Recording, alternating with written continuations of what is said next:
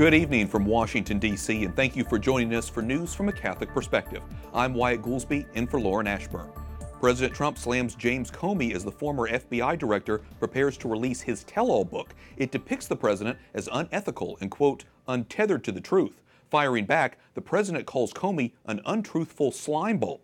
White House correspondent Mark Irons is following the feud. Good evening, Mark.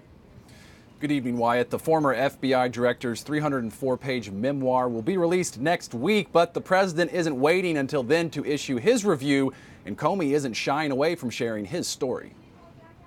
It's called A Higher Loyalty. Some say you can't judge a book by its cover, but the White House does judge the book by its author.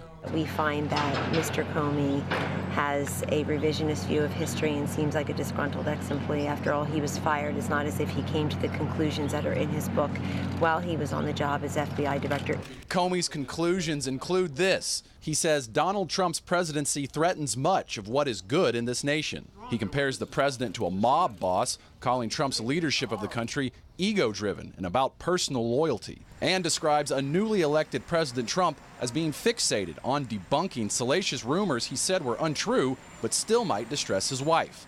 Comey says the president asked him, "Can you imagine me? Hookers?" Comey describes him as the unethical leader behind the forest fire that is the Trump presidency. Republicans fire back, releasing a video that says even Democrats don't believe Comey. The FBI director has no credibility. Comey will be forever known as a disgraced partisan hack that broke his sacred trust with the President of the United States, the dedicated agents of the FBI, and the American people he vowed to faithfully serve. And Trump shares his strong opinion on Twitter, writing, James Comey is a proven leaker and liar. Virtually everyone in Washington thought he should be fired for the terrible job he did until he was, in fact, fired. He leaked classified information for which he should be prosecuted. He lied to Congress under oath. He is a weak and untruthful slimeball who was, as time has proven, a terrible director of the FBI. His handling of the crooked Hillary Clinton case and the events surrounding it will go down as one of the worst botched jobs of history. It was my great honor to fire James Comey.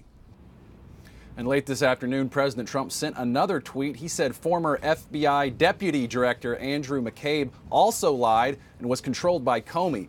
The president calls them a, quote, den of thieves and lowlifes. Wyatt? White House correspondent Mark Irons reporting. Thanks, Mark.